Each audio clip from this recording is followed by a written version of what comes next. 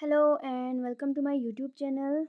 इस वीडियो पे हम लोग करेंगे पार्ट्स ऑफ स्पीच के रूल्स एंड ट्रिक्स, जिससे हर बार 10 क्वेश्चन पूछे जाते हैं सीडीएस पे एंड एनडीए पे भी पूछे जाते हैं, ठीक है। एंड आफ्टर दिस वीडियो आप लोग 10 में से 10 क्वेश्चंस को कर पाओगे, ओके। और इसको हम करेंगे प्रीवियस ईयर के क्वेश्चंस के साथ। इसमें 2-3 बार के जो सीडीएस के पेपर हैं उनको देखेंगे, उनमें क्वेश्चन कैसे पूछे गए हैं, और उसके बाद हम रूल्स को वहाँ पे यूज करेंगे, ओके। देखो, पार्ट्स ऑफ स्पीच 8 होते हैं, इतना सबको पता है, और कौन कौन से होते हैं वो भी सबको पता है, ठीक है। Noun, pronoun, verb, adverb, adjective, preposition, conjunction, interjection, okay. और इनकी डेफिनेशन वगैरह भी हमें पता है यार, कि नाउन किसको बोलते हैं, प्रोनाउन, वर्ब, ये सब। तो यहाँ पे हम सिंपली रूल को देखेंगे कि इनकी किसी भी सेंटेंस में प्लेसिंग कैसे होती है, किसको किसके साथ लिखा जाता है, और सेंटेंस का फॉर्मेशन कैसे होता है, ओके। तो सिंपल सा एक फॉर्मेट होता है। यहाँ पे देखो, कोई भी जो सेंटेंस है वो बनेगा सब्जेक्ट से प्लस वर्ब प्लस ऑब्जेक्ट। तो किसी भी सेंटेंस को बनाने के लिए सब्जेक्ट, वर्ब और ऑब्जेक्ट, ये तीनों तो चाहिए ही चाहिए, ठीक है। अब वर्ब क्या होता है वो तो हमें पता है, लेकिन सब्जेक्ट और ऑब्जेक्ट ये या तो नाउन होंगे या फिर प्रोनाउन होंगे।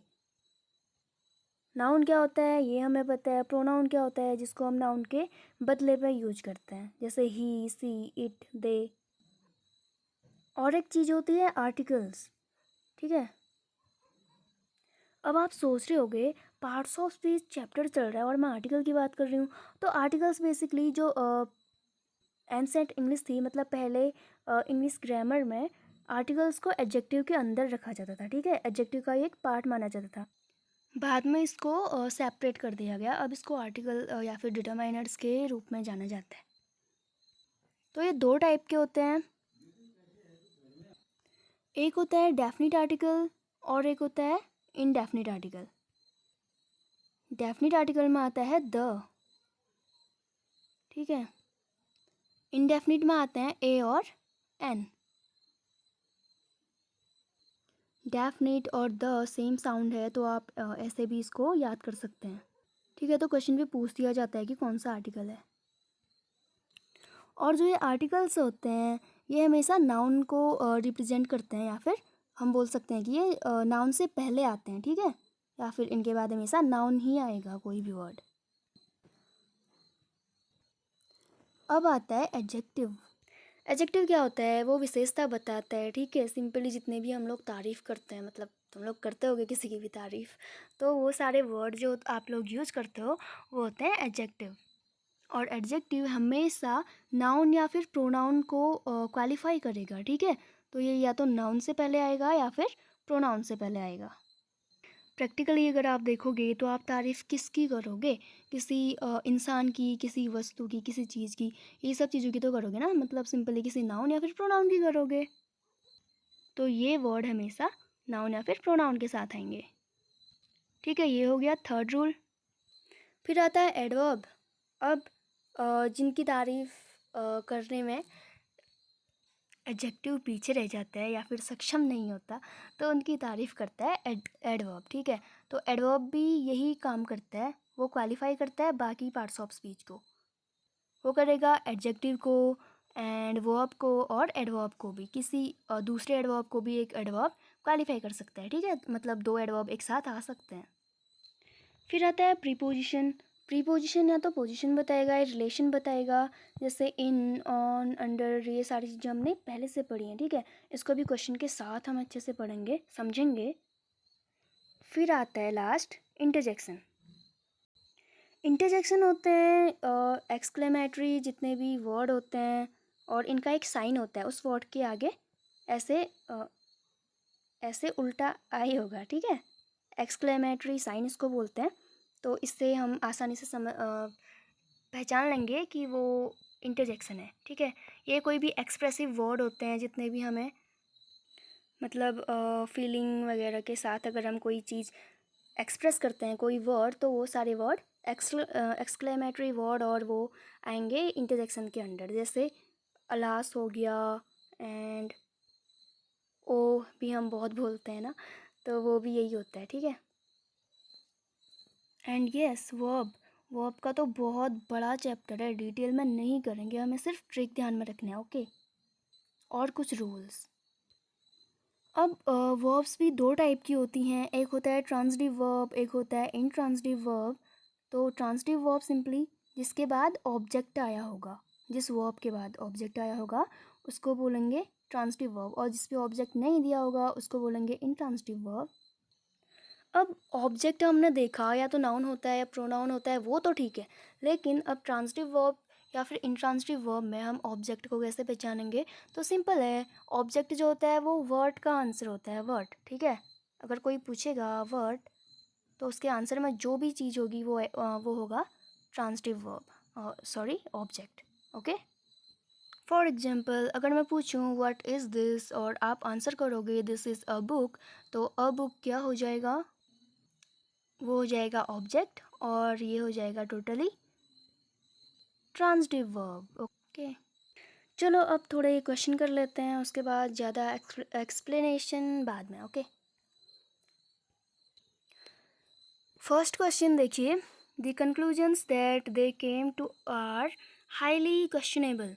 तो ये क्वेश्चनेबल जो है वो बता रहा है नाउन के बारे में, द कंक्लूजन के बारे में बता रहा है। द हो गया आर्टिकल, आर्टिकल के बाद आएगा नाउन, और नाउन इसके बारे में जो क्वेश्चनेबल वर्ड है ये बता रहा है, तो ये हो जाएगा एडजेक्टिव, बताया था ना, एडजेक्टिव क्वालिफाई करता है नाउन और प्रोनाउन को, ठीक है।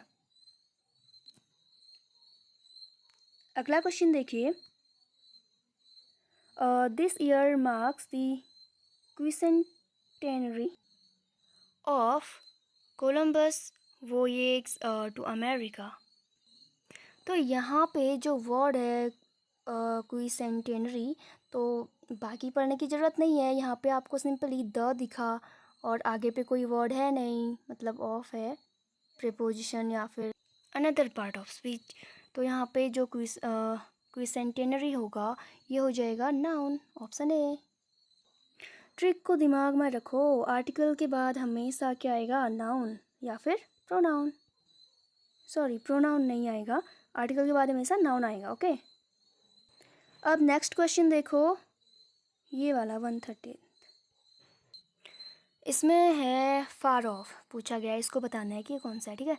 I still cherish the memories of those far of days. अब डेज हमें बताया नाउन है, तो नाउन को क्वालिफाई कौन करता है? एडजेक्टिव करेगा, ठीक है। बाकी तो कुछ देखने की ज़रूरत भी नहीं पड़ रही है, ऑप्शन सी करेक्ट। अब देखिए अगला क्वेश्चन, बिसाइड्स का बताना है, ओके। अब कंजंक्शन क्या होता है? जो किसी दो वर्ड्स को या फिर दो फ्रेजेस, दो क्लॉजेज या फिर दो सेंटेंसेस को कनेक्ट करे, ठीक है, जोड़ने का काम करता है, उसको कंजंक्शन बोलते हैं। और यहाँ पे दो अलग अलग सेंटेंसेस हैं, पहले बिसाइड जोड़ रहा है I don't really like parties को ऊपर वाले सेंटेंस से, तो यहाँ पे ये हो जाएगा कंजंक्शन। अब ये भी दो टाइप के होते हैं, ठीक है, ऑप्शन पे दे दिया जाता है कि ये कोऑर्डिनेटिंग है या फिर सबऑर्डिनेटिंग। तो दो टाइप के होते हैं। नंबर 1 होता है कोऑर्डिनेटिंग। कोऑर्डिनेटिंग में क्या होता है कि जो सेम पार्ट्स ऑफ स्पीच को कनेक्ट करेगा, जैसे एडवर्ब को एडवर्ब से, नाउन को नाउन से कनेक्ट करेगा, और ये कुछ ही होते हैं, ठीक है, इनको हम याद कर सकते हैं सिंपली। इनकी एक ट्रिक है, फैन वॉइस करके इसकी एक ट्रिक है, ठीक है। एफ से फॉर हो गया, एफ से फॉर हो गया, ए से एंड हो गया, एन से नॉर हो गया, बी से बट, ओ से और, वाई से येट, और सो से सॉरी एस से सो, ओके। तो ये सारे जो भी कंजंक्शन हैं ये होते हैं कोऑर्डिनेटिंग। और जो इनके अलावा होंगे बाकी, जो कि टाइम से रिलेटेड हो सकते हैं, कंडीशन को शो कर सकते हैं, कंडीशन जैसे if, unless, in case, whether, and time जैसे आफ्टर, बिफोर, व्हेन, व्हाइल, और कॉज किसी कारण को शो कर सकते हैं जैसे बिकॉज, नाउ, दैट, या फिर सेंटेंसेस के बीच में कॉन्ट्रास्ट शो कर सकते हैं जैसे ऑल दो, इवन दो। तो ये सारे सबऑर्डिनेटिंग होंगे। तो यहाँ पे जो बिसाइड्स कंजंक्शन है तो ये कौन सा वाला हो जाएगा? फैन बॉयज़ के अंदर तो नहीं आता है ना, तो ये हो जाएगा आपका सबऑर्डिनेटिंग। ओके, अगला क्वेश्चन देखते हैं। दी बॉटम लाइन है और उससे पहले द लगा है, इज यहाँ पे वर्ब हो गया, तो बॉटम लाइन क्या हो जाएगी? नाउन। ठीक है, ज़्यादा टाइम नहीं लगाना है, ट्रिकी काफ़ी है इसके लिए। अगला क्वेश्चन देखो, यहाँ पे ओवर लिखा है। अब ओवर हमने पहले से पढ़ा है कि वो प्रेपोजिशन होता है, लेकिन यहाँ पे ओवर प्रेपोजिशन नहीं है। क्यों नहीं है? क्योंकि पूरा सेंटेंस पढ़ो। ट्राई टू नॉक दैट वेस ओवर, तो यहाँ पे ओवर जो है वह वेयर का आंसर है। ठीक है, तो जहाँ पे भी वेयर का आंसर होगा तो वो होगा एडवर्ब। ऑप्शन डी इसका करेक्ट आंसर। अगला question, I would like an ice cream, I you having one two. अब देखो आइसक्रीम क्या है? नाउन है, उसकी प्लेस पे यहाँ पे वन का यूज करा है, तो यहाँ पे ये क्या हो जाएगा? प्रोनाउन। मतलब आइसक्रीम, यहाँ पे वन की जगह हम आइसक्रीम को एज अ रिपीटिशन यूज कर सकते थे, बट उससे बचने के लिए हमने वन का यूज किया, तो यहाँ पे ऑप्शन बी प्रोनाउन हो जाएगा। ठीक है, अगला देखो, अदरवाइज। यहाँ पे एक सेंटेंस कंप्लीट हो रहा है, फुल स्टॉप लगा है ना, और दूसरा स्टार्ट हो रहा है, बट उससे पहले यहाँ पे कॉमा के साथ ये वर्ड है। तो ये बेसिकली कर क्या रहा है? ये दो सेंटेंसेस को कनेक्ट कर रहा है, तो क्या हो जाएगा? कनेक्ट कौन करता है? Option C conjunction. और कौन सा वाला? ये होगा सबऑर्डिनेटिंग। अगला है एन एंग्विश्ड लेटर। अब लेटर होता है नाउन, एन हो गया आर्टिकल। आर्टिकल यहाँ पे लेटर के लिए आया है, ठीक है, उसको डिनोट कर रहा है। और नाउन से पहले क्या आता है? नाउन को कौन क्वालिफाई करता है? तो वो करता है एडजेक्टिव। ठीक है, तो एंग्विश्ड हो जाएगा यहाँ पे एडजेक्टिव, ऑप्शन सी। अब जैसा मैंने आपको बताया था कि कोई भी आर्टिकल आएगा तो उसके बाद नाउन आएगा, तो यहाँ पे ये मत कर देना कि सीधे आपने देखा एंग्विश्ड के आगे एन लगा है, आर्टिकल लगा है, तो ये नाउन होगा। बट ऐसा नहीं होता। ठीक है, थोड़ा सा अपने दिमाग को थोड़ा आगे लेके जाओ कि आगे क्या लिखा हुआ है। तो लेटर यहाँ पे नाउन हो गया, और नाउन को क्वालिफाई करता है एडजेक्टिव, और एडजेक्टिव सॉरी नाउन के लिए यहाँ पे एन लगा हुआ है। ओके, अगला क्वेश्चन देखो, there is a visitor for you. अब ये आपको आ जाएगा क्योंकि मैंने आपको पहले बताया था रूल में। ठीक है, आर्टिकल्स बताए थे ना कौन से क्या होते हैं, तो डेफिनेट नहीं होगा, डेफिनेट तो द होता है, तो ऑप्शन सी इनडेफिनेट। तो ये टोटल 10 क्वेश्चन हमने कर दिए जो कि 2022 में अप्रैल वाले पेपर में पूछे थे। ठीक है, सेम इसी तरह के क्वेश्चन और जगह और पेपरों में भी पूछा गया है। अब ये क्वेश्चन पेपर है 2021 का दूसरा वाला। ठीक है, ओके, तो यहाँ पे वर्ड है अराउंड, और ये वो पेपर था जिस एक नया ऑप्शन इन्होंने डाल रखा था बहुत ज़्यादा। इनफैक्ट हर क्वेश्चन में वही ऑप्शन आपको दिखेगा, ये इंटेंसिफायर, और आगे भी आप देखोगे पूरा हर जगह ही दे रखा है ये। अब पेपर में यार, बाकी तो हमने तब भी सुना था, बट इंटेंसिफायर एक ऐसा वर्ड है जो हम में से बहुत कम लोगों ने ही सुना होगा। जिसने अब डीपली पढ़ा होगा ग्रामर को, उसी को पता होगा। तो मैक्सिमम लोग यहाँ पे कंफ्यूज थे, बट अब नहीं होंगे हम आगे कंफ्यूज, क्योंकि मैं आपको बताने वाली हूँ कि इसमें है क्या ये चीज़। ठीक है, बाकी सब चीज़ों को तो हमने सीख लिया, बट इंटेंसिफायर होता है kind of part of adverb, जो बेसिकली किसी डिग्री को शो करता है या फिर उसकी इंटेंसिटी को बताता है। ठीक है, जैसे सो हम बोलते हैं ना, you are so good and you are so bad etcetera, और enough, too, and extremely, hardly, scarcely, absolutely, totally, ये सारे क्या होते हैं? ये होते हैं इंटेंसिफायर। तो अब कंफ्यूज नहीं होना है, काइंड ऑफ एडवर्ब, एडवर्ब के ही पार्ट होते हैं। ओके,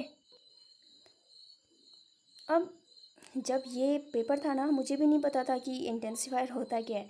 तो ये जो क्वेश्चन था ये मेरा तुक्के में सही हो गया था। अराउंड वैसे होना एडवर्ब चाहिए था, लेकिन एडवर्ब था नहीं ऑप्शन में।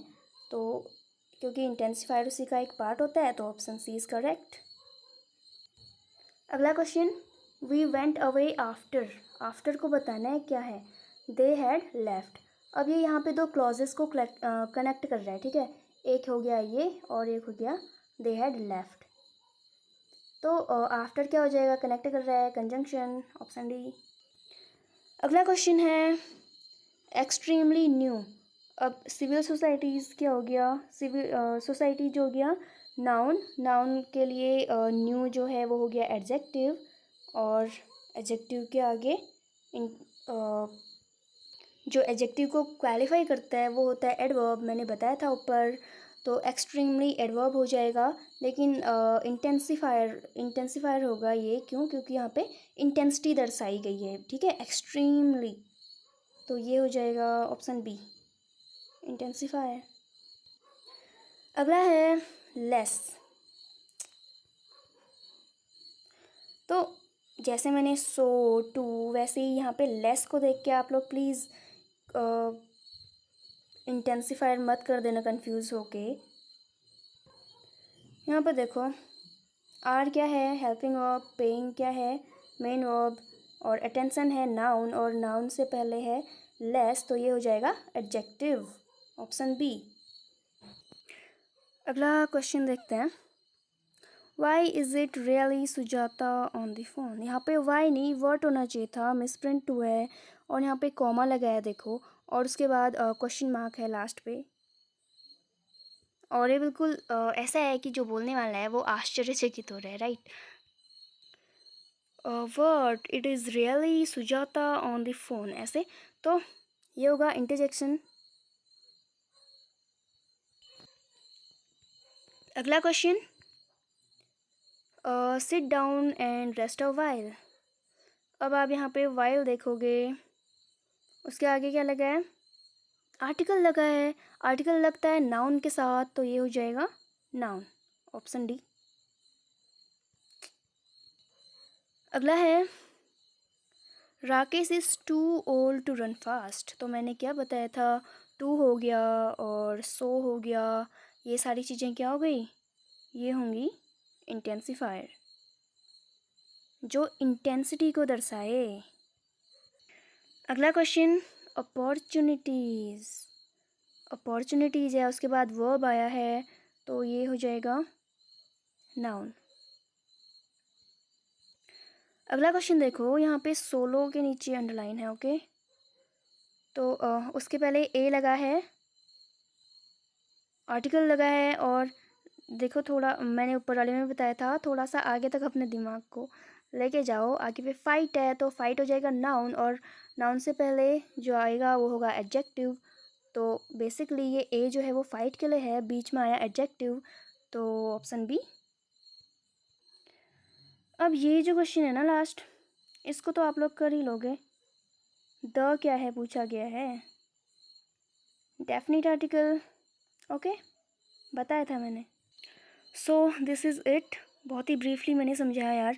इसका जो चैप्टर है ना वो बस दिखने में लगता है कि 8 पार्ट्स ऑफ स्पीच हैं, बट इसके और भी सब पार्ट बहुत ज़्यादा हैं, जिनको अगर डिटेल में करने बैठे ना तो पता नहीं कितने घंटों की वीडियो बन जाएगी, और वीडियो ऑलरेडी बहुत लंबी बन चुकी है। तो this is the end. Otherwise मैं आपको बाकी ईयर्स के भी करा देती, आप चाहो तो देख लो, पॉज करके मॉक टेस्ट की तरह इनको सॉल्व कर सकते हो, ठीक है। अच्छा, ये दूसरा आ गया। Okay, this is it. Thanks for watching, and पसंद आया तो लाइक कर देना, चैनल को सब्सक्राइब और बेल आइकन भी दबा देना, जिससे कि सारी नोटिफिकेशन वीडियोस की आप तक पहुंच जाए। कोई डाउट हो तो आप कमेंट सेक्शन पे बोल सकते हो। और यस, बाकी ये सारे पार्ट्स ऑफ स्पीच को डिटेल में हम बाद में करेंगे। एग्ज़ाम के बाद। ओके, अगले CDS और NDA में हेल्प करेगा आपको। और थोड़ी बहुत टाइम की शॉर्टेज मुझे भी है यार, क्योंकि मेरे भी पेपर हैं, तो वीडियोस अब ऐसी शायद एक वीडियो और हो सकती है इस बीच, अदरवाइज़ वो भी मुश्किल है। अब पेपर में 1 हफ़्ता बचा है, तो आप इस बीच ज़्यादा कुछ पढ़ो मत, बस जितना पढ़ा है उसको रिवाइज़ करो।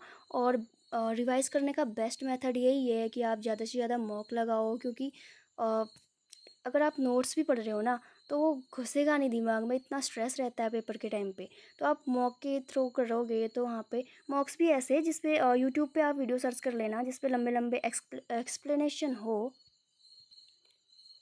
ये नहीं कि बस करेक्ट आंसर बता दिया और निकल दिए, जिसमें सारे ऑप्शंस को अच्छे से एक्सप्लेन किया हो, ऐसे वीडियोस देखो, वो हेल्पफुल रहेंगे आपके लिए। ठीक है, okay, this is it, thanks for watching.